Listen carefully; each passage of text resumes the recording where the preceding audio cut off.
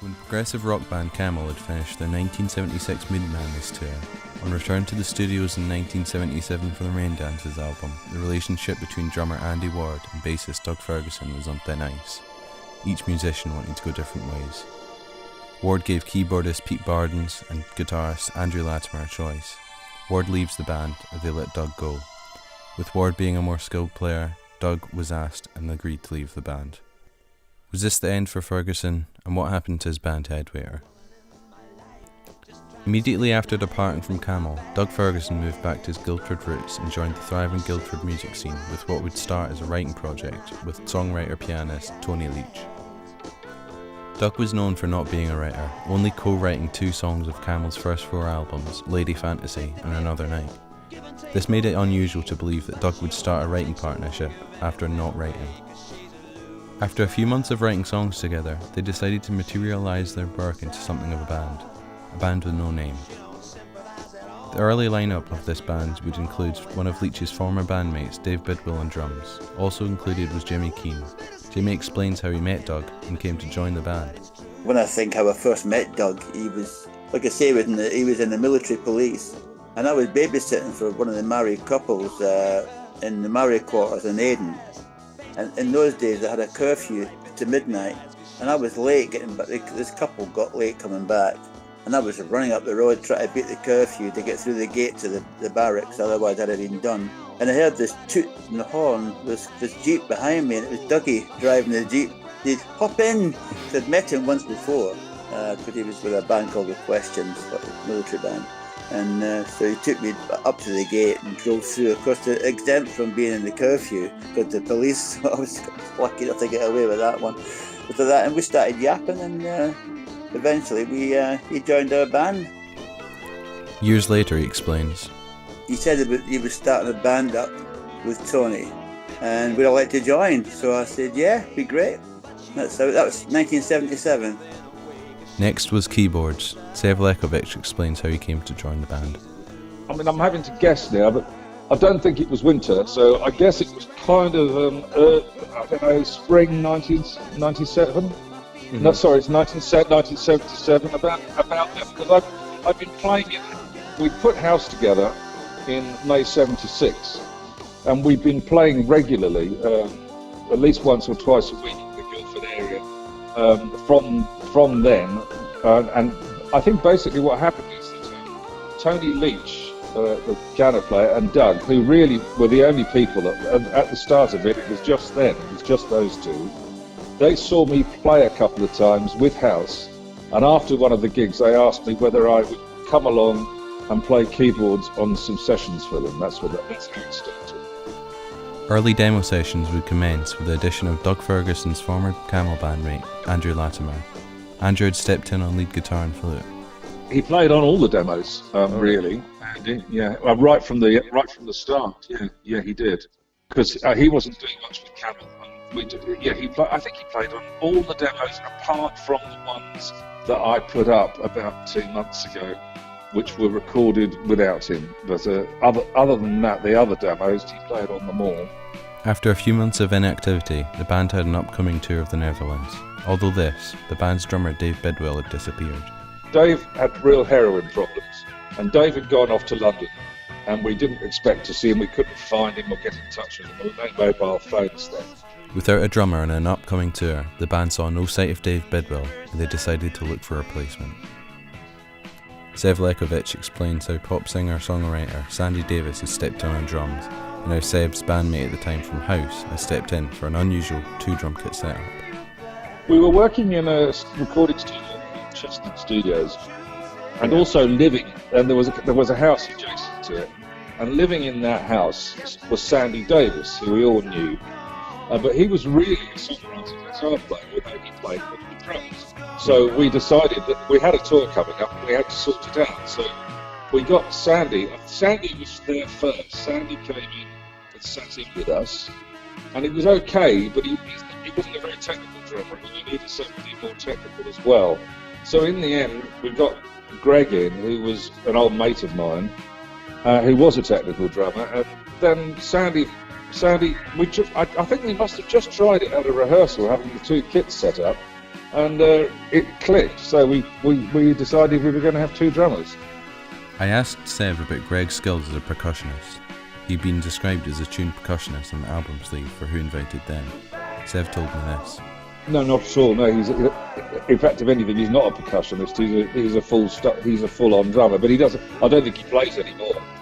But at that time, he played with me in Asylum, so I knew him quite well. And then he was also in House as well. So it was. I think I probably suggested it, although we all knew each other, to be honest.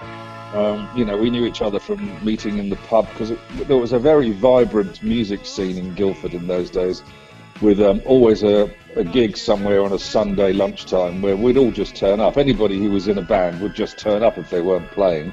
So we all used to meet up. It was like a club, really, and we all knew each other. So it was just a case of Greg's not doing anything, let's try him, and that's how it worked out. I furthered this to ask Sev how he and Greg managed playing and committing to 2 bands at the same time. Because we weren't playing all the time. This is the thing. We did that Dutch tour, and then there were probably months when we didn't really play at all. So we'd just go back and play with House then.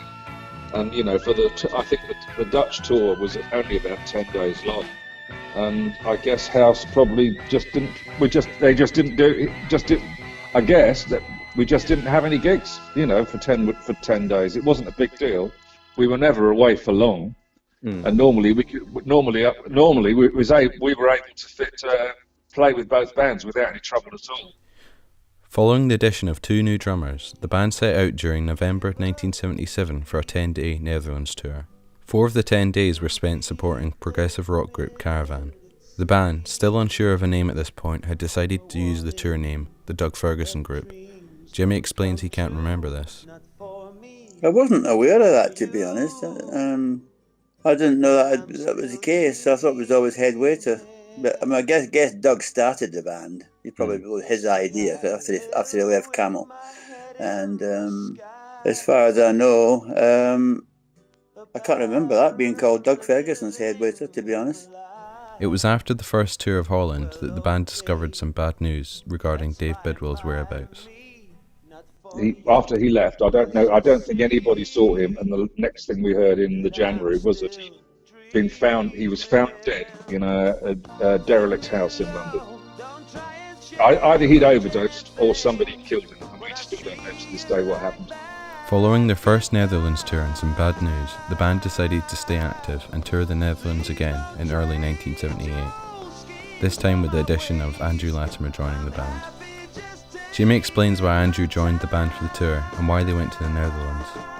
And Andy came along, yeah, and I think Andy's one of the best guitar players on the planet. Definitely. And he came along. It was actually him that suggested we go to Holland for a tour, because he said it's a really good place to go if you're a new band, And he was right. We got a fantastic reception in Holland, and we had this lovely. We were staying in a kind of holiday setup, in like a log cabin type of thing, and we had some great times. It was good. Following this last Netherlands tour, the band continued to play more than ever. Then we just played round England. So we did quite a few university gigs and stuff like that, and played all over the place. And some of the time Andy was able to play with us, and some of the time he wasn't. It was just a case of whether he was available. And then also Dick Middleton played with us as well on a couple of gigs, but that was literally an experiment. It didn't really work, so we didn't use him again. He's a country rock guitarist who didn't really fit in with us at all. With the band continuing to play shows across the country regularly, an upcoming album arose to them.